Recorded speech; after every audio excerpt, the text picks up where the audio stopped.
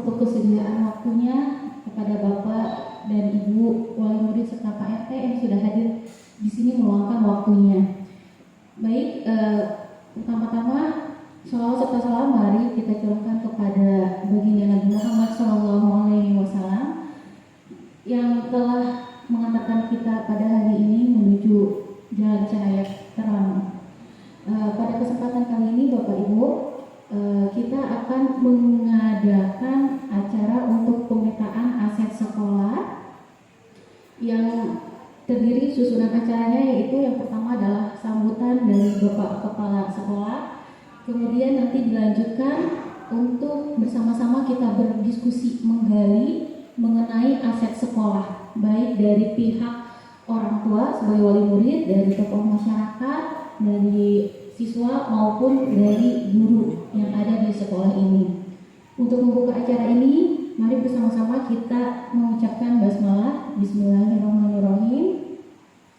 Untuk selanjutnya, mengefisiensikan waktu, kita akan masuk ke acara yang pertama, yaitu sambutan. Kepada Bapak Kepala Sekolah dipersilakan. Terima kasih atas waktunya. Bismillahirrahmanirrahim. Assalamualaikum warahmatullahi wabarakatuh. Yang saya hormati Bapak RT, Bupati, yang saya hormati Rodi, yang saya hormati wali kelas, yang saya hormati Bapak Ibu wali murid, yang saya banggakan siswa-siswa SMK Ibadah Kedua.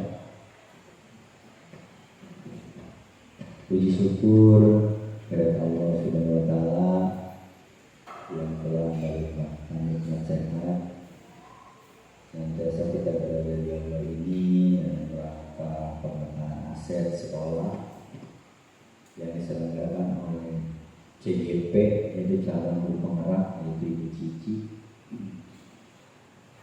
Salawat dan salam kita curahkan kepada junjungan kita baginda Nabi Muhammad SAW. Semoga kita dapat syafaat di amin ya rabbal alamin. Bapak dan Ibu yang saya hormati, mohon maaf mengganggu waktunya di hari ini, yaitu di hari Jumat. Tentunya program ini nantinya akan berdampak ke sekolah, utamanya adalah kemajuan daripada SMK Negeri 2 itu sendiri. Makanya di sini pihak komite sekolah diundang, tapi beliau dalam kurang sehat, semoga disehatkan kembali. Dan saya berterima kasih kepada Bapak RT yang sudah hadir dan wali murid yang sudah hadir, walaupun memang agak sedikit mengganggu keseharian Bapak dan Ibu. Tentunya pembahasan ini nanti akan dibahas detail oleh CGP, yaitu Ibu Cici, yang sih pemetaan aset itu? Jadi pemetaan aset itu kalau bahasa orang awam itu adalah kayak semacam harta pribadi. Tapi kalau di sekolah enggak. Di sekolah itu bukan harta yang ada di sekolah aset itu, tapi nanti mungkin akan dikupas tuntas oleh Bu Cici bagaimana kita mengelola aset tersebut. Tentunya yang saya garis besari bahwa kita punya jiwa yang sehat dan raga yang kuat itu adalah sebuah aset. Ini secara garis besarnya aja gitu. Jadi ketika kita mengelola pribadi kita secara baik dan sehat sampai usia tertentu, itulah aset kita. Nah, ini secara globalnya ya, Bapak Ibu. Jadi itu bukan karena kita punya duit, punya mobil mewah, punya rumah bagus itu aset, enggak juga. Tapi pribadi kita yang sehat, yang punya pendidikan, yang kita bisa bekerja maksimal, kita menghasilkan keuangan untuk kehidupan kita, nah itu asetnya adalah diri kita. Seperti itu Bapak dan Ibu ya. Intinya sekali lagi kegiatan ini tentunya sangat bermanfaat bagi kita semua, terutama bagi SMK Yutek 2 tentunya nantinya yang akan diterapkan oleh Bu Cici selaku CGP, yang akan memberikan sebuah pencerahan baru di dalam dunia pendidikan. Bukan hanya guru mengajar selesai terus anak pulang, gitu kan. Nah, dengan adanya perubahan-perubahan itu tentunya kegiatan ini harus disosialisasikan dulu kepada semua warga sekolah, siswa, ya, lingkungan. Nah itu harus disosialisasikan dulu. Tentunya Bapak Ibu yang sekarang hadir, wali murid itu akan mendapat ilmu baru nantinya yang akan diterapkan di rumah, gitu kan. Bagaimana anak kita sekolah, terus bagaimana di rumah, gitu kan. Itu Bapak Ibu nanti akan tahu, gitu ya. Dan itu sangat berdampak baik bagi keluarga kita, terutama ya Bapak dan Ibu ya yang ada di sini, gitu ya. Ataupun guru kita sendiri di sini punya gambaran-gambaran baru, gitu kan, terkait dengan pemetaan aset ini, ya tentunya bukan hanya duduk diam ada di sini, gitu kan, tapi mendapatkan sebuah input ilmu baru termasuk siswa juga sama, gitu kan. Nantinya yang akan menjadikan kita itu bukan lebih baik ya, punya pencerahan baru bahwa dunia pendidikan itu selalu bergerak dan harus kita ikuti, gitu. Seperti itu. Termasuk tadi kita mengadakan doa bersama, itu sebuah pemetaan aset. Karena anak itu dengan kita ajarkan sholat duha, ngaji bersama, ada suatu pencerahan dari keagamaan, itu secara otomatis anak itu secara lahir batinnya itu dimasukin hal-hal yang positif. Nah, gitu ya, Bapak dan Ibu yang wali murid sepakat ya. Nah, itu jadi bukan hanya didoktrin sebagai dia ahli di bidang teknologi, tapi secara kerohanian, keagamaan dia diajarkan gitu. Kalau untuk tingkat pendidikan keagamaan pesantren ya jelas agama terus yang akan diberikan ya. Tapi kalau di SMK umum tentunya kan dia belajarnya teknologi, gitu kan, yang nantinya akan siap terjun ke masyarakat, gitu kan. Tapi kita tidak lupa bahwa sekolah umum pun harus diajarkan sisi keagamaan yang notabene memang itu sangat penting ya bagi dia. Sepakat ya Bapak Ibu ya. Pulang ke rumah mungkin ada sebuah perubahan karena Bapak berharap kepada negara anaknya sekolah di sini itu mempunyai sebuah perubahan yang tentunya biasanya diharapkan oleh bapak dan ibu bahwa anak itu menjadikan anak yang santun, punya tata krama, bisa dibanggakan, lulus sekolah di sini bisa bekerja, ya kan? Dan pekerjaannya pun memberikan kebanggaan, yaitu bekerja di industri yang munafik, dan seperti itu. Nilai itu nilai aset. Nah, itu ada sebagai aset. Makanya kan waktu kita sering bertemu ya bapak dan ibu ya di rapat-rapat tertentu, kita jangan mempercayai ke sekolah, udah masukin sekolahnya, terutama pondok pesantren. Tidak semua pondok pesantren juga memberikan sebuah pelayanan yang baik, gitu kan. Tetap kita punya peranan sebagai orang tua, menanyakan, gitu kan, gurunya ada apa enggak, tadi sekolah belajar apa. Nah itu wajib hukumnya, biar nanti ada feedback ke sekolah. Ketika guru itu tidak mengajarkannya sesuai apa yang diharapkan bapak ibu, itu boleh komplain. Itu yang selalu saya bilang, silakan komplain, karena komplain itu akan memperbaiki sistem sekolah. Gitu. Saya tidak akan pernah marah ke siapapun yang ada di sini, terutama guru atau wali murid. Komplain demi sebuah kebaikan, itu punya wajib. Kenapa? Karena setiap kita bekerja itu harus ada komplainan. Karena komplain itu adalah untuk memperbaiki. Kalau tidak mau dikomplain, ya bukan nanti nggak mau berubah ya, tapi yang jelas komplain itu adalah untuk memperbaiki sebuah pelayanan, termasuk semua yang ada di sini, kepada ibu. Ya. Nah, ketika kita dikomplain, berarti kita harus perbaiki apa yang salah dalam diri kita. Nah, kita perbaiki. Nah, itu yang terpenting itu.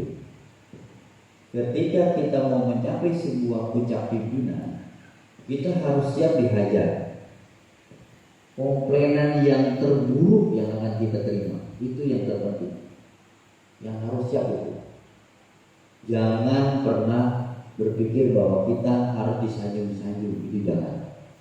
Tapi kita harus bisa menerima komplainan yang paling terjelek dan terburuk yang kita sudah selesaikan. Itu konteksnya seorang pemimpin yang saya sudah alami sendiri. Ketika dihajar sama komplain yang paling terjelek, kita jangan pernah memarahi orang tersebut.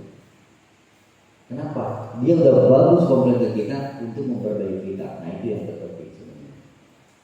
Tapi kalau kita marahin orang tersebut, berarti kita nggak mau merubah kepemimpinan kita yang jauh lebih baik. Nah itu yang nggak boleh di situ. Yang boleh itu adalah kita menerima. Kalau semasa komplain itu adalah untuk memperbaiki. Kalau untuk sentimen pribadi beda, ya. Karena dia nggak suka sama kita, gitu kan, ngomongnya sesuai dengan suka-suka dia, itu ya kembali ke pribadi mereka ya. Mungkin itu saja Bapak dan Ibu. Semoga di hari ini dengan waktu yang cukup singkat mendapatkan sebuah pencerahan di program CGP ini, yaitu pemetaan aset. Dan kedepannya untuk guru di sini, untuk wali murid, untuk semua yang berkaitan dengan sekolah, terutama murid kita, gitu kan. Semoga Yukotek itu setelah lulus dari sebuah kebanggaan. Amin. Ya Rabbal Alamin. Terima kasih, mungkin itu saja dari saya. Mohon maaf dari sisi kekurangan, mungkin kurang memuaskan. Sekali lagi mohon maaf atas semua waktu yang sudah diberikan Bapak Ibu untuk hadir di tempat ini. Terima kasih. Saya mungkin berlanjut karena ada pengawas. Saya harus mengobrol gitu ya terkait masalah UPK dan lain sebagainya tentang sekolah ini. Terima kasih atas waktunya Bapak Ibu. Assalamualaikum warahmatullahi wabarakatuh. Terima kasih kepada Bapak Kepala Sekolah yang sudah memberikan sambutan dan pencerahan kepada kita semua. Untuk selanjutnya yaitu acara berkah diserahkan kepada saya, Pak. Terima kasih banyak, Bapak.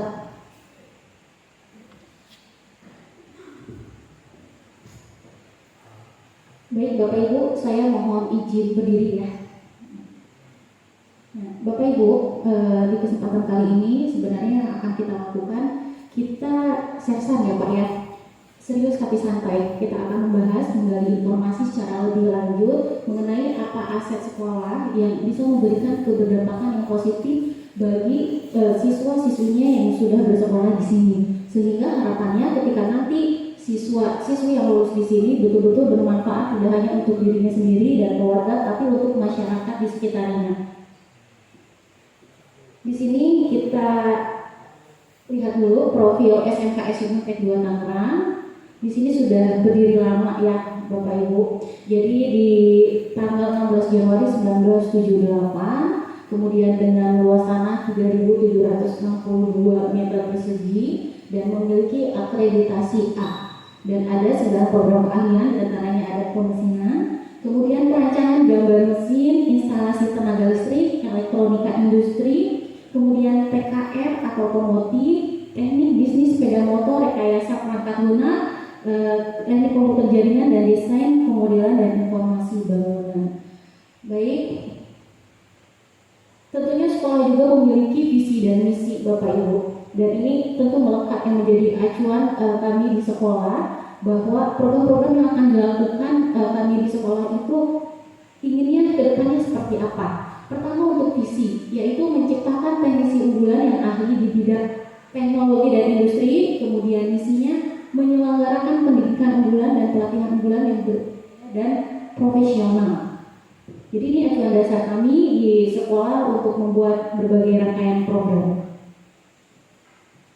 Nah, pada kegiatan ini ada deskripsi untuk pemetaan aset sekolah. Apa aja yang akan dilakukan? Tadi yang sudah saya singgung di awal, yaitu mengidentifikasi secara kolaboratif bersama warga sekolah lainnya tentang aset atau kekuatan sumber daya yang dimiliki oleh sekolah, dengan tujuan di mana ketika kita mengidentifikasi secara kolaboratif, baik itu dari pihak sekolah, guru, murid, wali murid maupun tokoh masyarakat, nanti dapat bersama-sama mengetahui dan memanfaatkannya untuk peningkatan kualitas pendidikan di sekolah ini. Oke, tentunya untuk warga sekolah ini kita semua ada keterlibatan, yaitu adanya rasa saling memiliki. Jadi sekolah ini tidak hanya milik murid saja ataupun milik gurunya saja, tapi Bapak Ibu perwalian juga sebenarnya ikut terlibat di dalam hal ini. Makanya dilakukan pemetaan aset ini dengan harapan kedepannya ada kontribusi yang lebih besar lagi dari Bapak Ibu wali murid dan juga dari lingkungan masyarakat sekitar, sehingga saling berkesinambungan. Program yang dibuat oleh sekolah dan lingkungan itu ada manfaatnya. Kemudian Bapak Ibu, di sini ada pertanyaan. Barangkali nanti saya mau selama diskusi ada keaktifan dari Bapak Ibu sekalian atau dari siswa sekalian yang sudah hadir di sini ya, Anda. Jadi yang pertama, pertanyaannya adalah seberapa besar dampak sumber daya fasilitas yang sekolah miliki untuk memfasilitasi proses pembelajaran murid saat ini. Kemudian yang kedua, sejauh mana sumber daya sekolah yang kita miliki sudah kita gunakan secara efektif untuk mendukung kualitas pembelajaran di sekolah. Yang ketiga, adakah cara alternatif yang bisa kita lakukan untuk memaksimalkan sumber daya yang sudah ada demi meningkatkan kualitas pembelajaran murid. Kemudian yang keempat, sudahkah memanfaatkan apa yang ada di lingkungan sekitar? Bagaimana pemanfaatannya? Barangkali mangga dari Bapak Ibu atau Anda, barangkali ada yang mau berpendapat, boleh memilih menjawab pertanyaan ini. Silakan untuk mengangkat tangan.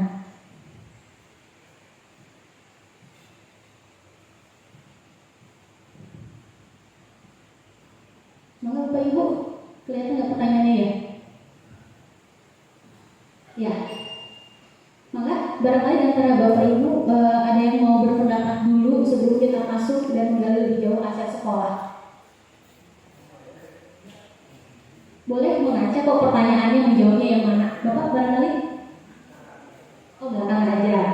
Maka dari Bapak Ibu guru, wali kelas silakan.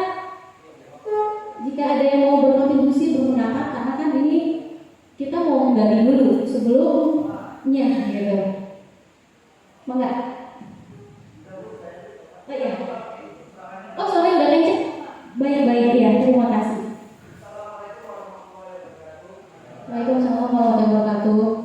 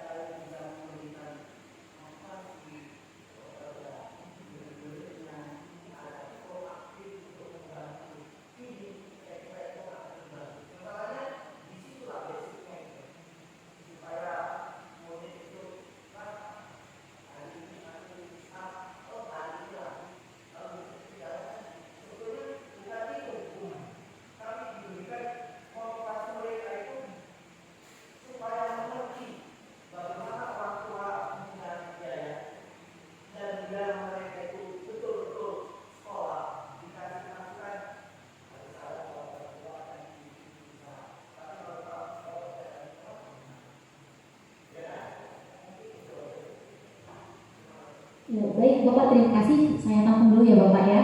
Barangkali ada lagi yang ingin berpendapat di yang lainnya. Silakan. Baik, terima kasih Bu Cici ucapannya. Saya mau jawab mungkin nomor satu dari seberapa besar dampak sumber daya sekolah yang memiliki fasilitasi pembelajaran bersama. Media pembelajaran menurut saya mempengaruhi jika misalkan mungkin pada saat pembelajaran media pembelajaran yang menarik, mungkin entah itu fasilitas menggunakan fokus, ya, entah itu menggunakan media pembelajaran seperti mungkin permainan atau apapun itu ya, membuat meningkatkan fasilitas ataupun meningkatkan murid dalam pembelajaran. Jadi kalau misalkan menurut saya berdampak besar, mungkin berdampak besar ya, cuman mungkin fasilitasnya kurang mungkin ya di beberapa kelas-kelas mungkin belum ada yang fokus ataupun di pembelajaran gitu ya. Mungkin kalau di lab-lab mungkin udah ada ya gitu. Karena media pembelajaran mungkin menggunakan fokus ataupun menggunakan animasi ataupun video dan lain-lain itu kan sangat berdampak besar untuk siswa dalam menangkap pembelajaran gitu. Itu sih yang menurut saya. Kalau mungkin sekolah sudah lumayan ada fasilitasnya. Ini mungkin belum menyeluruh. Terima kasih.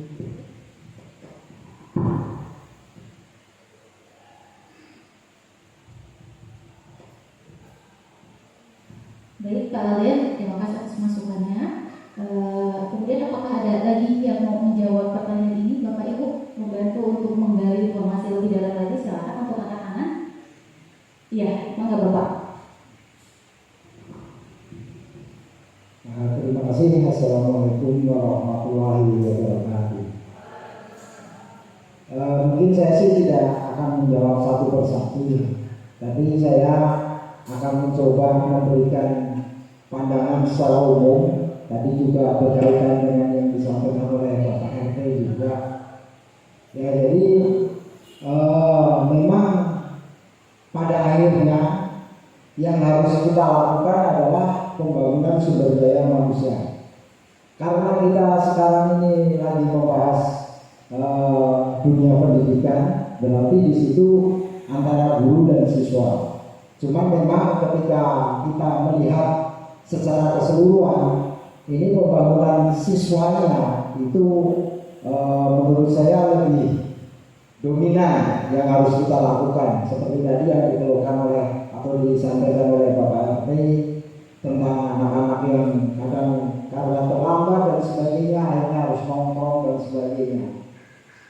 Kalau saya sih melihatnya adalah kita mencoba mencari titik yang paling mendasar, di mana tanggung jawab pribadi siswa itu mestinya yang harus dibangun pertama melalui pendidikan mental, melalui kita pendekatan, pengertian, kita memberikan gambaran mana yang positif, mana yang negatif, sehingga akhirnya siswa itu bisa menentukan, bisa bersikap mana yang baik dan mana yang tidak baik.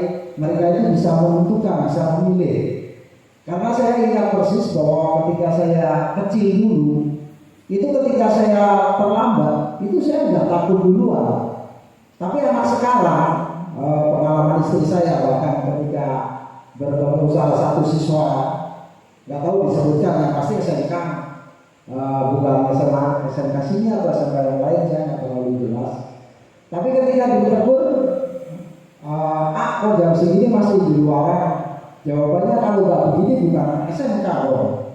Nah itu sebuah keprihatinan kalau saya lihat, dan mungkin itu kalau kita melihatnya di sisi SMK ini memang sudah boleh dikatakan jauh sekali ya, karena harusnya pendidikan seperti itu bisa dilakukan dari tingkat dasar, dan kalau sudah di tingkat SMK ini memang ada kesulitan.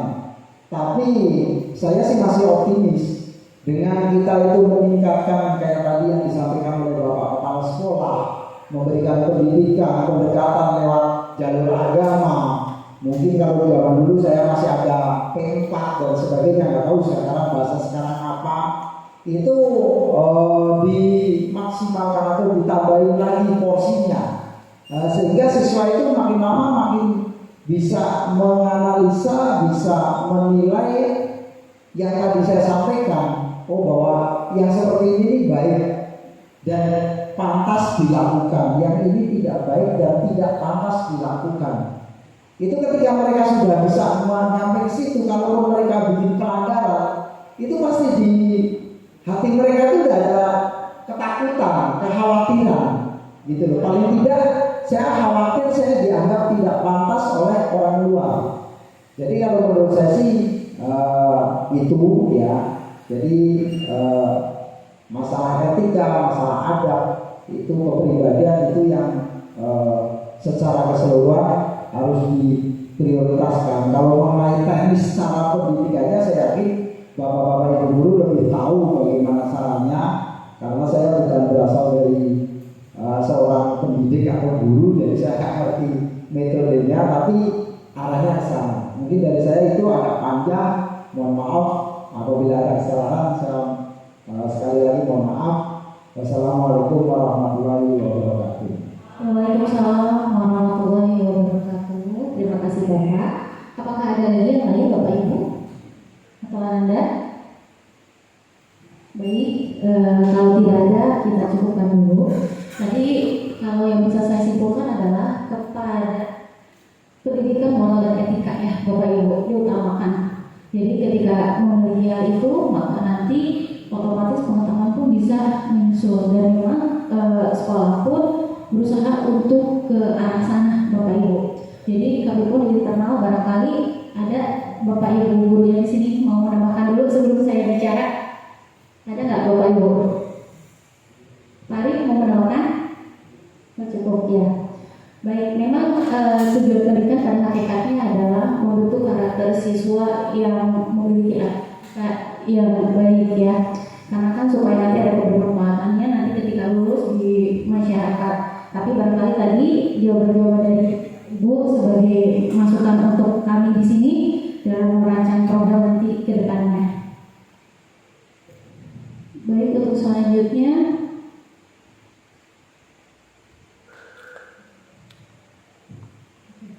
berangkat dari hal itu nanti kita akan menganalisa apa saja sih sebenarnya yang bisa menunjang atau aset-aset modal-modal ke arah yang Bapak Ibu harapkan tadi. Nah, kita ini ada yang namanya pendekatan berbasis aset kekuatan. Jadi kita akan mengoptimalkan apa saja yang sudah dimiliki oleh sekolah Bapak Ibu. Jadi kalau kita melihat kekuatan yang ada di sekolah, maka harapannya adalah kita bisa optimal untuk mencapai tujuan dari pendidikan nasional kita. Sebentar Bapak Ibu, saya izin share video dulu ya.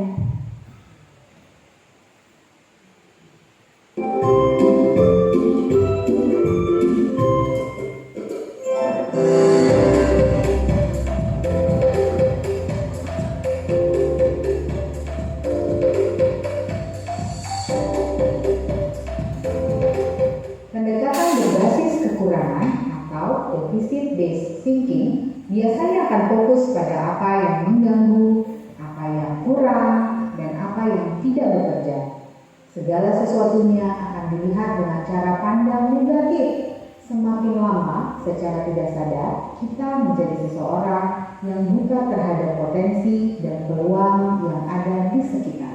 Pendekatan berbasis aset atau asset-based thinking merupakan cara praktis mengenali hal-hal yang positif dalam kehidupan. Dengan menggunakan kekuatan sebagai tumpuan berpikir, kita diajak untuk memusatkan perhatian pada apa yang bekerja, yang menjadi inspirasi, yang menjadi kekuatan, ataupun potensi yang positif. Perbedaan antara pendekatan berbasis kekurangan dengan pendekatan berbasis aset dapat dilihat dari tabel berikut ini.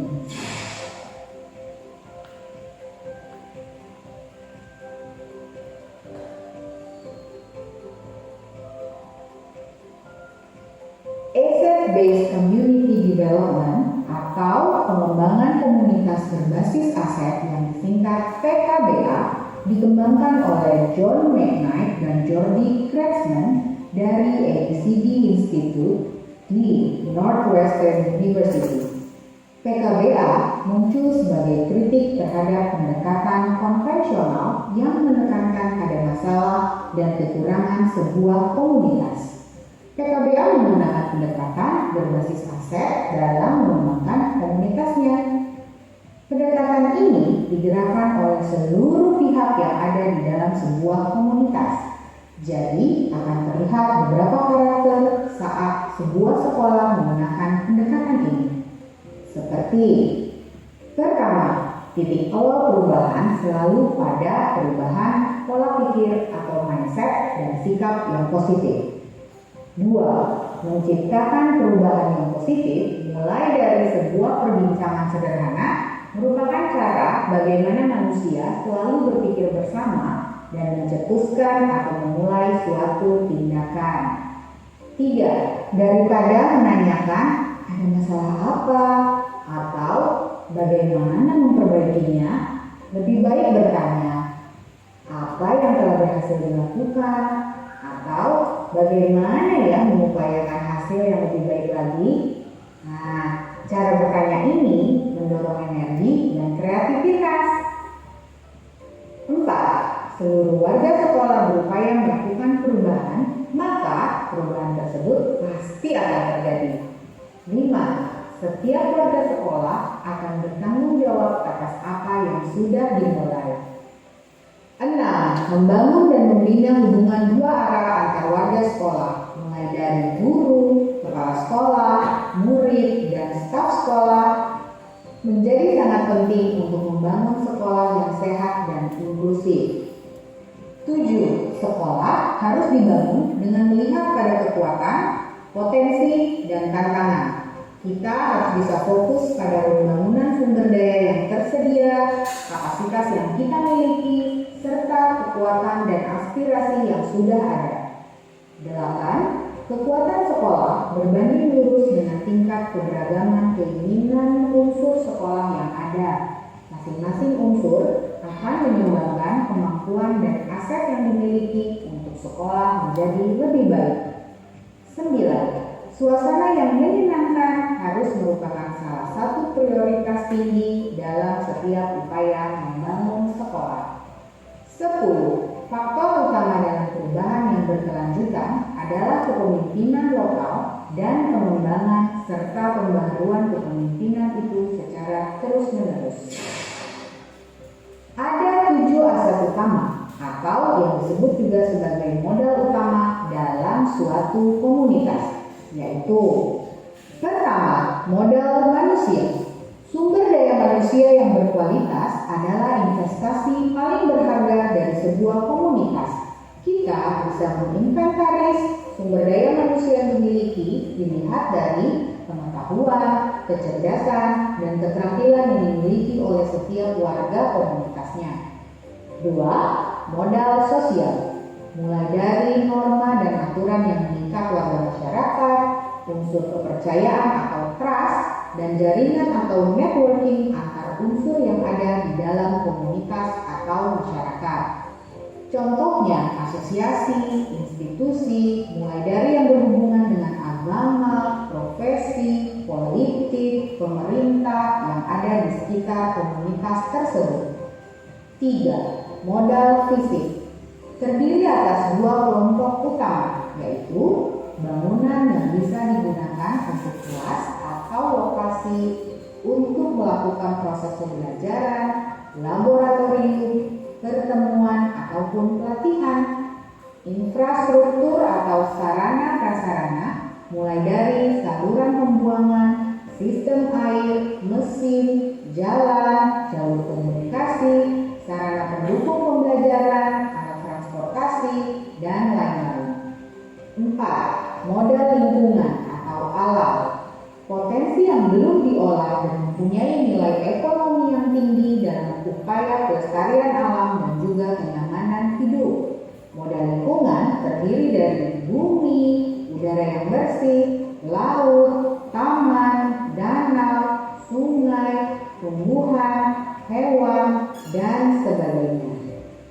Tanah untuk berkebun, danau atau empang untuk berternak, semua hasil dari pohon seperti kayu, buah, bambu, atau material bangunan yang bisa digunakan kembali untuk menenun dan sebagainya.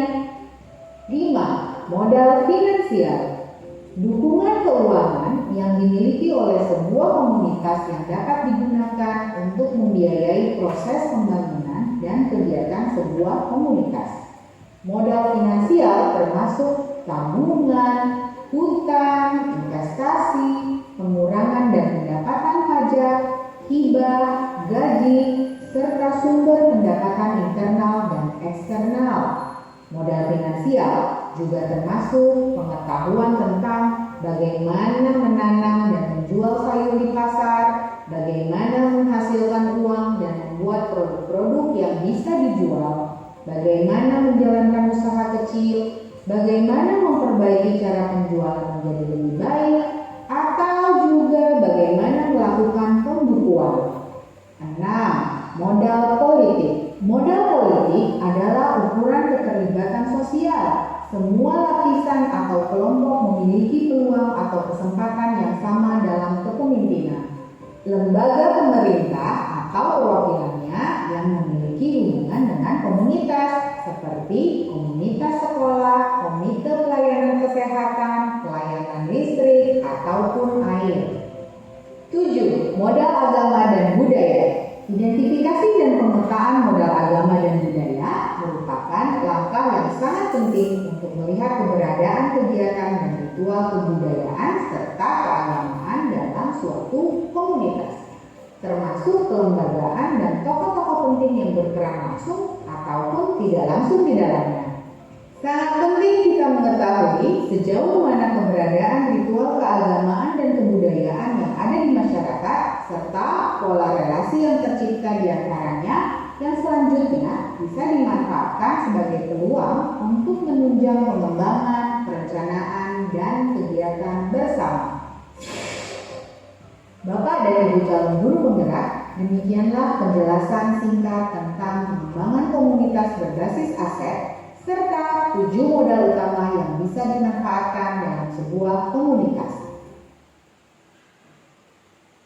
Ya, Bapak Ibu, tadi yang sudah ditampilkan adalah video bagaimana pola pikir kita berusaha untuk berdasarkan kepada aset keuangan. Jadi tidak hanya melihat kekurangan saja, tapi mengoptimalkan betul-betul kekuatan yang sudah ada. Nah, di sini akan ada diskusi antara Bapak Ibu dan juga siswa. Kita akan menggali lebih dalam sebenarnya bagaimana aset-aset yang sudah dimiliki itu supaya nanti ke depannya sekolah juga dapat membuat program yang tentunya menjadi harapan besar dari Bapak Ibu. Program tersebut mampu menciptakan ada etika yang baik di kalangan siswa kita. Karena memang kalau melihat kekurangan tadi Bapak ya, mohon maaf karena anak-anak terlambat dan sebagainya itu memang barangkali menjadi PR di sekolah juga ya Bapak. Sehingga beberapa bulan yang lalu alhamdulillah kita juga sudah mulai ada program untuk sholat duha setiap hari Jumat, sehingga anak-anak minimal ada terpanggil jiwanya. Minimal ketika ada keinginan untuk melakukan itu kita rutinitaskan, nanti terus menerus selama seminggu sekali di hari Jumat bisa ada perubahan, jadi terpanggil. Baik Bapak Ibu, untuk kita diskusi 7 modal aset pertama, saya ingin mengajak Bapak Ibu dan juga anak-anak sekalian untuk menggali lebih dalam sebenarnya apa saja aset-aset atau modal-modal yang sudah dimiliki oleh kita. Jadi apa yang bisa berkontribusi terhadap sekolah, itu yang ingin saya gali pada hari ini. Karena itu nanti sebagai acuan untuk sekolah di sini dalam membuat program. Nanti sistemnya kalau ada yang berpendapat terlebih dahulu silakan Bapak Ibu. Perwakilan ada yang mau menyampaikan pendapat tidak? Baik, kalau tidak ada, supaya semuanya ada kontribusi, nanti saya akan bagikan Bapak Ibu kertas. Nanti silakan Bapak Ibu menuliskan aset-aset yang bisa dikontribusikan kepada sekolah itu apa aja gitu. Nah, nanti untuk modal manusia, modal sosial, modal fisik, modal lingkungan, modal finansial, dan modal politik serta modal agama itu kita boleh tulis di sini. Nanti tidak harus semuanya ada ya Bapak Ibu, tapi ya ada di benak Bapak Ibu itu apa sih gitu kontribusinya.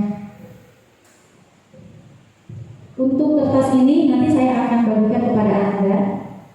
Untuk kertas yang kuning ini nanti saya akan bagikan kepada wali murid. Untuk yang ini saya akan bagikan kepada Bapak Ibu guru ya. Nanti silakan Bapak Ibu menulis di sini ya.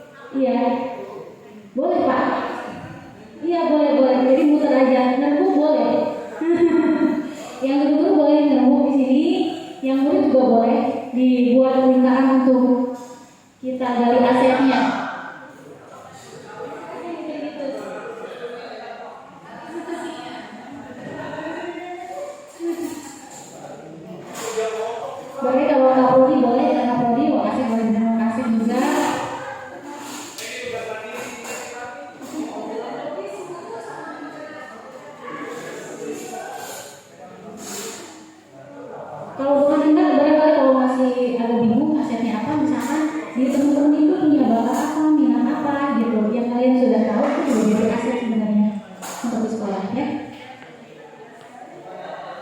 Iya, apa aja ya. Jadi kalau misalkan yang di siswa berarti aset yang ada di siswanya apa? Kalau misalkan di guru berarti aset yang ada di gurunya apa? Iya. Jadi asetnya itu kita ganti.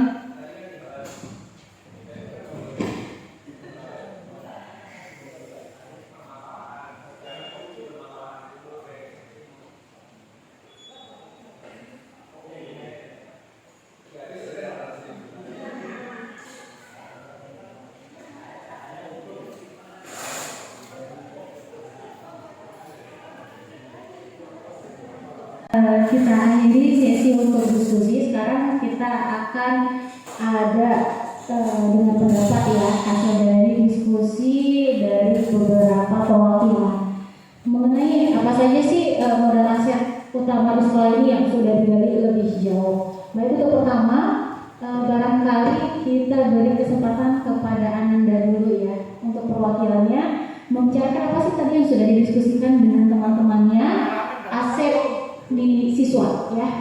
Baik, terima kasih. Siapa yang akan bicara?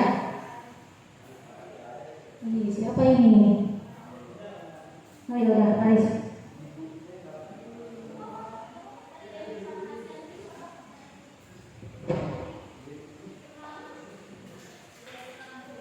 Assalamualaikum warahmatullahi wabarakatuh. Perkenalkan, nama saya Fauzia Faris, saya perwakilan dari siswa. Nah, tadi saya sama teman-teman berdiskusi tentang ekskul yang ada di SMK Yutetek 2. Menurut saya dan teman-teman, ekskul yang ada di SMK Yutetek 2 lebih ditingkatkan lagi karena masih banyak siswa yang memiliki bakat tapi malu untuk menemukannya. Jadi saya dan teman-teman berdiskusi agar ekskul lebih maju lagi, agar sekolah itu memiliki prestasi, agar sekolah itu memiliki banyak prestasi seperti di bidang olahraga dan lain-lain. Baik, terima kasih kepada Pak Faris. Tapi ada beberapa pertanyaan dulu, dipilih dulu. Ya, baik, boleh disebutkan ekskul yang ada di sekolah kita itu ada ekskul apa aja ya? Yang saya tahu ada badminton, voli, e-sport, basket, terus futsal, pecinta alam, pramuka, sama PNR. Kemudian dari anak-anak atau siswa teman-teman Faris ini yang memiliki bakat dan minat itu boleh didetailkan nggak minatnya di bidang apa aja? Kebanyakan ya yang saya tahu itu siswa-siswa banyak minatnya di e-sport, futsal, sama basket karena kebanyakan ada minat di situ. Terus pada bisa juga, cuma masih tidak perlu buat nunjukinnya. Ya, kalau yang malu untuk menunjukkan berarti ada di bidang lainnya ya selain di ekskul yang ada di sekolah. Kira-kira ada tidak yang berprestasi di bidang selain yang ada di ekskul teman-temannya yang ada di lingkungan sekolah?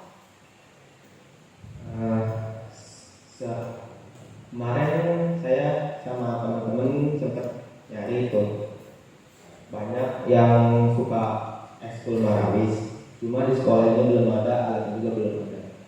Jadi menurut saya misalkan di sekolah ini ada marawis mungkin bisa maju. Ya, berarti untuk ekskul marawis sebenarnya sudah ada beberapa anak yang melakukan. Artinya beberapa anak di sekolah itu selain kegiatan bersekolah tetapi juga aktif di kegiatan luar ya. Seperti di barangkali remaja masjid ya, banyak yang terlibat di arah sana. Oke, baik, terima kasih Faris, silakan mulai duduk. Baik, selanjutnya kepada Bapak Wali Murid atau kepada KMP, silakan siapa dulu, ibu-ibu dulu, maka atau bapak dulu.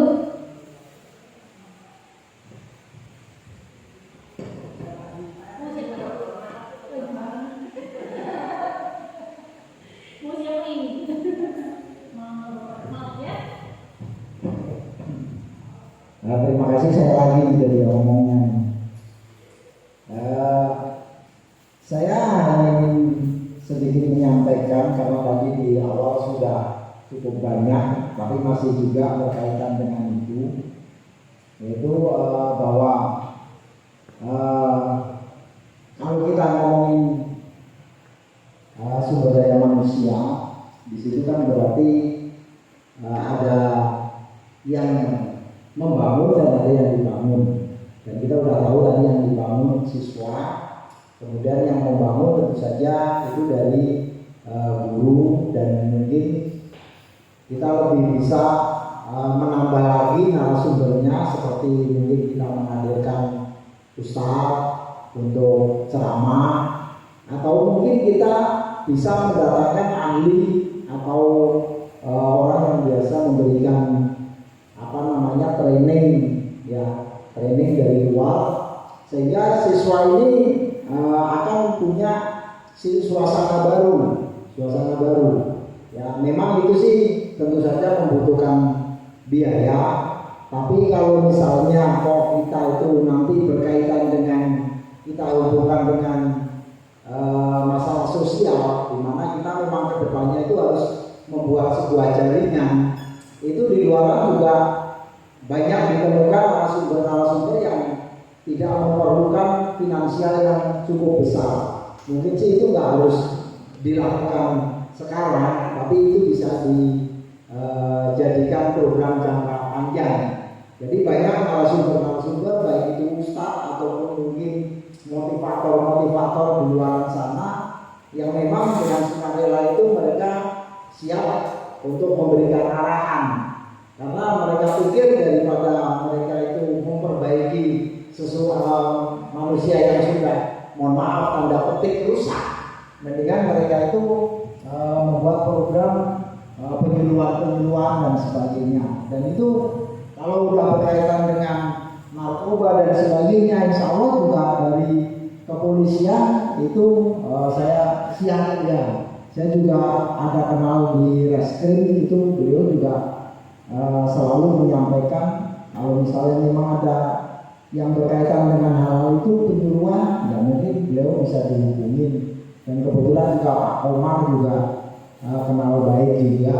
Itu nanti mungkin bukan beliau yang memberikan penyuluhan, tapi itu bisa dimanfaatkan untuk menghubungkan kepada narasumber di kepolisian. Nah, itu yang pertama. Kemudian yang kedua, untuk masalah orang tua ini juga bukan sesuatu yang harus kita pisahkan ya. Meskipun orang tua itu bukan narasumber, tapi beliau adalah wali murid. Ini kan penanggung jawab ketika siswa itu sudah keluar dari sekolah dan sampai siswa itu balik lagi ke sekolah, sehingga diperlukan komunikasi yang intens antara mungkin melalui wali kelas dengan wali murid, supaya bisa memantau anak kita itu sebenarnya nyampe sekolah beneran atau enggak. Kan kita nggak ngerti itu anak kita tuh nyampe sekolah atau enggak, atau kalau cuma nongkrong di warung misalnya. Ini walaupun cuma diskusi ringan di grup wali kelas, oh ini siswa yang tidak masuk hari ini si A, si B, si C, kan jadi oh ya ini anak saya ini tidak termasuk yang nggak ada. Minimal seperti itu kan, komunikasi ini harus dibangun. Nah, kalau untuk kita ngomongin masalah aset sekolah yang berkaitan dengan fisik sih, saya pikir Youtube sudah cukup ya untuk berkaitan dengan fisik. Cuma ketika kita membicarakan biaya perawatan dan biaya operasional itu juga harus kita pikirkan gitu kan. Karena memang jujur kami sebagai wali murid itu ya ekonominya mohon maaf pas-pasan saja. Jadi pengennya sih sekolah kita itu bisa kita support, tapi kita sendiri untuk menyupport diri kita saja kan. Inilah mungkin itu perlu inovasi baru ya, inovasi ya. Lah apa itu ngasih jalan? Ya itu bagus sekali kalau sudah dikasih jalan. Saya itu hanya punya pengalaman saja memang ini bukan import finansial ke pabrik ya.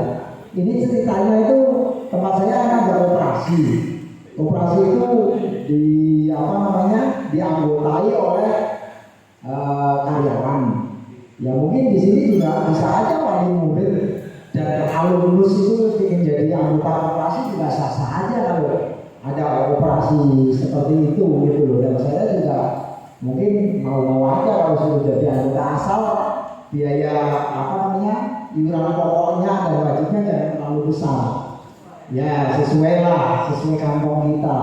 Nah itu kebetulan koperasi kami itu bisa membuka bengkel di luar, ya yang diberikan kepada yang melayani umum. Nah ini ternyata keuntungan bengkel itu memberikan SHU yang cukup besar buat kita sebagai anggota. Nah kalau ini diprakarsai oleh Dipentek, mungkin kan tinggal seberapa persen diberikan ke anggota, berapa persen ya untuk Dipentek yang sebagai penanggung jawabnya. Apalagi di sini kan ada jurusan TKR atau otomotif ya. Nah, ini anak-anak daripada ngomongin kemana-mana kan, mereka mungkin cukup fee sedikit, mereka udah senang gitu kan, mempertajam ilmunya. Tapi di situ juga mereka mungkin dapat uang jajan sedikit dan kita mendapatkan pemasukan dari pelanggan. Dan itu mungkin juga bisa memberikan kontribusi finansial kepada sekolah. Nah, bahkan kemarin koperasi di pabrik saya juga sudah membangun membuka minimarket karena memang bengkel itu memberikan kontribusi yang bagus. Nah, sehingga pos-pos dana yang masuk ini bisa dimanfaatkan. Silakan ketika itu sudah masuk ke sekolah, ya haknya sekolah untuk mengelola. Yang pasti kalau dari membebankan itu kepada wali murid, kalau wali murid itu pasti kalau ditanya ininya yang sedikit aja ya Pak RT. Jadi seperti itu. Jadi cobalah kita berpikir ke depannya, mungkin diskusinya nggak cuma ini saja, bisa ditindaklanjuti lagi supaya ada wacana-wacana pembukaan usaha atau yang memberikan kontribusi finansial kepada sekolah. Kemudian untuk penghematan, ya segala fasilitas yang ada di sekolah ya memanfaatkan siswa dan alumni saja kalau menurut saya. Kalau sekedar ngecek, beli catnya aja biar anak-anak yang gerakan itu nggak perlu pengeluaran biaya yang besar. Kalaupun memang ada anggaran dari pemerintah, bagus, tinggal dialokasikan. Kemudian mungkin itu nanti karena kita efisiensi pemakaiannya ya bisa posnya itu dipindahkan ke yang lain. Yang penting judulnya kan apa yang kita hasilkan itu masih sesuai, ya kan, di pos-pos yang kita ajukan, termasuk peralatan listrik dan sebagainya. Itu saya pikir AC itu bisa memakai tenaga digital. Ya mungkin itu dari kami hasil diskusinya. Ya semua aset itu memang harus kita inventarisir satu persatu. Terima kasih Ibu. Iya. Assalamualaikum warahmatullahi wabarakatuh. Waalaikumsalam warahmatullahi wabarakatuh. Terima kasih banyak Bapak. Ide-ide yang berbeda ternyata muncul ya ketika berdiskusi bersama. Dari yang awal bagaimana memberdayakan aset yang sudah ada, baik itu dari siswa, kemudian nanti untuk ide berwirausaha sehingga akan kemudian ke arah finansial sekolah. Ada tambahan, kemudian dari segi komunikasi juga dikuatkan antara internal sekolah dan juga eksternal sekolah ya Bapak. Baik, untuk selanjutnya perwakilan dari Dewan Guru silakan, atau Kaprodi Wakasek. Oke, silakan. Oke, saya ngambil contohnya dari modal lingkungan atau alam ya. Di sekolah kita kan ada kantin ya. Pastinya kebanyakan siswa-siswa SMP PTK 2 kita pasti kalau jajan, kantin dan juga pasti meninggalkan yang namanya sampah dan lainnya gitu. Nah, saya kepikiran mungkin suatu saat bisa kali anak-anak membawa kotak makan aja ataupun tumbler gitu kalau buat minuman, jadi tidak ada lagi tuh sampah-sampah di sekolah. Bisa diterapkan dengan cara pertama-tama awal bisa seminggu sekali pada hari Jumat boleh. Nanti seterusnya kalau sudah baik mungkin kita coba setiap hari gitu. Jadi mungkin seminggu sekali dulu bisa kan hari Jumat, mungkin anak-anak membawa tumbler atau ke tempat makan kalau misalkan ke kantin, jadi tidak perlu lagi tuh mama bawa kelas lagi atau tempat makanan lagi yang dimana banyak sampah gitu. Itu sih yang mungkin satu aja pada alam. Baik. Baik, terima kasih Pak Elder. Apakah dari Bapak Ibu guru yang lain, Kapolri barangkali Wakasek untuk menyampaikan apa yang tadi sudah digali mengenai aset sekolah? Mangga? Ya.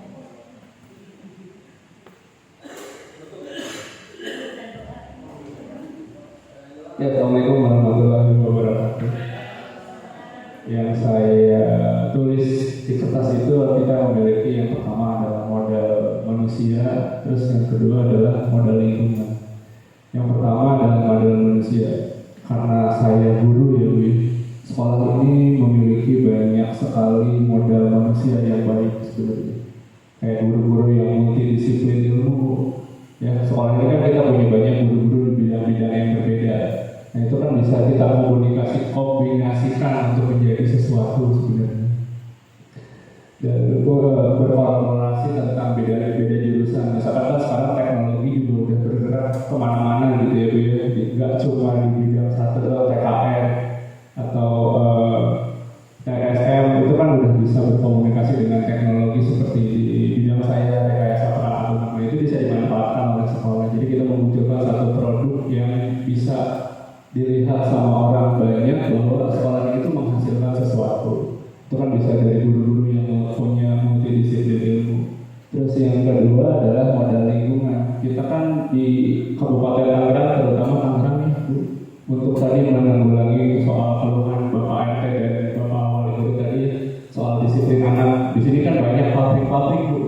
Nah, kita kalau bisa kerjasama sama pabrik, dilihat kondisi pabrik seperti apa, terus disiplin apa yang diterapkan oleh mereka di dalam situ. Jadi kan kita bisa bekerja sama dengan pabrik-pabrik di sekitar kita aja, jangan jauh-jauh. Jadi bisa dilihat, oh kalau misalkan datang terlambat, gaji dipotong gitu kan, atau disuruh ngapain, disuruh pulang. Kalau anak-anak disuruh pulang, masa nunggu? Ya Pak ya. Nah, gimana? Nantinya itu kan adalah tujuan kita untuk memupuk kedisiplinan mereka. Datang terlambat apa hukumannya ya, bukan soal perkara lari ya, tapi perkara gimana kalian bertanggung jawab atas diri mereka sendiri gitu. Kehidupan nyatanya adalah dunia luar. Di sini kita cuma ngajarin doang. Kalau udah di dunia luar, rasain sendiri tuh gimana. Datang kesiangan kerja ya gaji dipotong, konsekuensi kayak gitu-gitu. Paling dari saya itu aja, nggak panjang. Assalamualaikum warahmatullahi wabarakatuh. Baik, Waalaikumsalam warahmatullahi wabarakatuh. Terima kasih Pak Adrian. Barangkali ada lagi Bapak Ibu yang lain?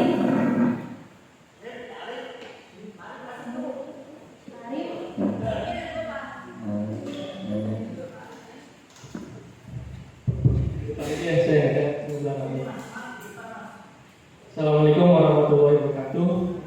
Assalamualaikum warahmatullahi wabarakatuh. Pertama-tama saya ucapkan terima kasih kepada Bu Cici karena ide beliau kita bisa berkumpul di sini. Alhamdulillah saya dibantu dalam tugas saya Bapak Ibu. Izin Bu Cici ingin membuat komunitas belajar, komunitas pendidik di UPTEK 2. Alhamdulillah Bapak Ibu yang sudah hadir, terima kasih Bapak Ibu orang tua, karena kita sendiri di sini tanpa adanya Bapak Ibu kita nggak bisa ada feedback. Menurut kita baik, belum tentu menurut Bapak Ibu baik. Nah, mudah-mudahan ini menjadi acuan bagi kita untuk kedepannya lebih baik. Nah, untuk tadi saya yang pilih cuma dua, modal manusia dan modal finansial. Modal manusia kita sebagai guru, sebagai pembimbing, sebagai pengganti dari orang tua, ya Bapak Ibu ya, kita jadi orang tua di sini harus bisa menjadi apa ya, mengetahui karakter Bapak Ibu masing-masing. Karena nggak semua burung, nggak semua buaya gitu ya. Ada yang bisa terbang, ada yang bisa merayap gitu kan, jalan di depan.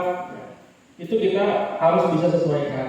Itu yang namanya berpusat kepada siswa ya. Nah, itu yang kita terapkan di sini Bapak Ibu. Alhamdulillah kita punya guru sebanyak 35. 5 sudah S2, sisanya S1. Nah itu yang menjadi tolak ukur kita kenapa akreditasi kita selalu baik, dari fasilitas menunjang. Nah kemudian modal finansial ini yang Bapak Ibu harus kita pahami ya Bapak Ibu ya. Segala aset yang bentuknya fisik, finansial butuh dengan dananya finansial. Nah dari finansial ini kita bisa berkembang Bapak Ibu. Apa yang kita beli lumayan dan juga butuh apa ya, istilahnya kalau di dalam itu banyak kali lubang tutup lubang Bapak Ibu. Apalagi ini sekedar cerita Bapak Ibu ya, kita nanti bakal punya libur panjang di April. Nah libur kita mulai itu di April tanggal 5 sampai tanggal 20. Itu menurut kalender pendidikan Banten. Kalau di provinsi lain tanggal 15 sudah masuk. Nggak tahu kenapa Banten suka banget yang namanya libur di Kemdikbudnya. Nah itu yang menjadi apa ya? Ya mohon bantuan Bapak Ibu, ini sekedar curhat Bapak Ibu, kalau bisa bayaran di awal waktu, di awal bulan Bapak Ibu ya. Ini bercanda aja Bapak Ibu. Supaya kita masuk nggak tengok-tengok aja gitu. Tengok-tengok siswanya nggak ada gitu Bapak Ibu ya. Kita juga kangen sama anak-anak. Ya takut itu pakai lebaran Bapak Ibu. Jadi kayak enak ya Bapak Ibu. Nah ini juga kita sering mengadakan apa ya, namanya modal politik ini penting Bapak Ibu. Kita lobby di perusahaan itu sering. Bahkan kita dapat bantuan alat ruangan robot. Alatnya kemarin ada di sini, cuma kita pindahin ke mesin CNC sana. Itu harganya 300 jutaan. Nah kenapa kita bisa dapat itu? Karena dari PT sebuah perusahaan yang punya namanya nilai PKDN, pijak kandungan dalam negeri. Itu harus punya hibah banyak ke masyarakat. Nah contohnya ke lembaga yayasan Ipuntek ini. Kalau Panasonic kan udah tahu ya, Panasonic terkenal dia TKDN-nya untuk mengabdi ke masyarakatnya, bikin acara besar-besaran, santunan, sumbangan. Nah itu menaikkan nilai tingkat kandungan dalam negeri. Karena sekarang semua perusahaan itu berlomba-lomba masuk di katalog. Nah, alhamdulillah kita berhubung rekanan baik dengan perusahaan, bukan hanya kerjasama PKL, tenaga kerja, tapi alat juga kita dibantu. Puluhan juta, ratusan juta sering masuk ke sini Bapak Ibu. Nah itu yang mendorong kita menjadi sekolahan yang mandiri. Alhamdulillah mudah sekali kita mendapat bantuan, tentunya di otomotif. Kalau Bapak Ibu lihat di belakang ya, TKR itu sampai nilainya 900 juta. Nah kalau dihitung beli sih nggak nyampe ya, cuma kan ini hadiah dari pemerintah kita terima. Alhamdulillah itu dipakai sama anak kita. Kemudian ya modal-modal untuk agama dan budaya, kita sering Bapak Ibu memanggil dari luar, dan juga industri-industri itu yang kesini menjadi trainer, ya. Jadi guru tamu Bapak Ibu. Itu kita kasih ruang, ada waktu guru siapa digantikan dengan guru tamu supaya siswa juga nggak jenuh. Bener kata Bapak, kalau sama kita mah ya gitu, agak malesnya, ada ya udah paling ngasih tugas gitu ya, paling gantian prakteknya. Nah itu kita kasih guru tamu supaya ada apa ya, greget. Apalagi yang cantik-cantik, wah siswa yang cowok tuh kalau gurunya cantik banyak bercanda sana ngomong. Saya juga sekarang itu makanya seleksi guru itu perlu Bapak Ibu, karena selera anak sama kayak selera saya. Udah Bapak Ibu ya, terlalu jauh ini Bapak Ibu. Cuma nanti ketika sebentar lagi kan kita mau selesai Bu Cici ya, Bapak Ibu tunggu sebentar ya, kita mau ada munggahan. Bapak Ibu silakan bareng kita makan-makan nanti selesai munggahan. Gitu ya Bapak Ibu ya, sampai selesai Jumat, sebelum Jumat kita udah beres. Gitu. Mungkin itu saja Bu Cici ya. Terima kasih teman-teman semua. Wassalamualaikum warahmatullahi wabarakatuh. Waalaikumsalam warahmatullahi wabarakatuh. Terima kasih banyak Pak Arif atas penjelasannya. Jadi sebenarnya Bapak Ibu ini seru sebenarnya untuk pembicaraan ini, barangkali tidak bisa terwakilkan dalam waktu singkat ya. Pengennya mah panjang, kita gali terus sampai kita mentoknya ada di mana, dan itu bisa digunakan sebagai rancangan nanti untuk program sekolah ke depannya. Hanya karena ini berbenturan dengan waktu juga, jadi untuk saat ini dibatasi saja Bapak Ibu sampai segini. Jadi masukan, ide-ide, saran dari Bapak Ibu semua serta Ananda itu sangat kami apresiasi sekali, dan itu betul-betul akan dipertimbangkan nanti oleh pihak sekolah untuk perencanaan program ke depannya. Barangkali untuk jangka panjang dan jangka pendeknya ya Pak Arif ya, untuk program. Ya, baik Bapak Ibu, tadi sebagaimana diumumkan oleh Pak Arif, nanti ketika acara selesai mohon untuk tidak meninggalkan ruangan ini dulu. Jadi untuk kegiatan diskusi kali ini dengan berat hati kita akhiri ya sampai di sini. Mudah-mudahan ada kebermanfaatannya nanti baik bagi sekolah, di lingkungan sekolah maupun di lingkungan masyarakat kedepannya, dan terutamanya untuk anak dan siswa-siswa di sini betul-betul menjadi lulusan yang berkualitas, yang unggulan, yang sesuai dengan visi misi yang sudah digaungkan dari dulu oleh kepala sekolah kita. Amin. Ya, Bapak Ibu, kita akhiri dengan mengucapkan alhamdulillahirobbilalamin. Terima kasih banyak atas partisipasinya. Mohon maaf sekali jika ada kekurangan, jika ada kata-kata dari saya yang kurang berkenan. Mudah-mudahan nanti ke depannya kita bisa silaturahmi lagi ya Bapak Ibu ya. Ya. Baik, saya akhiri. Assalamualaikum warahmatullahi wabarakatuh.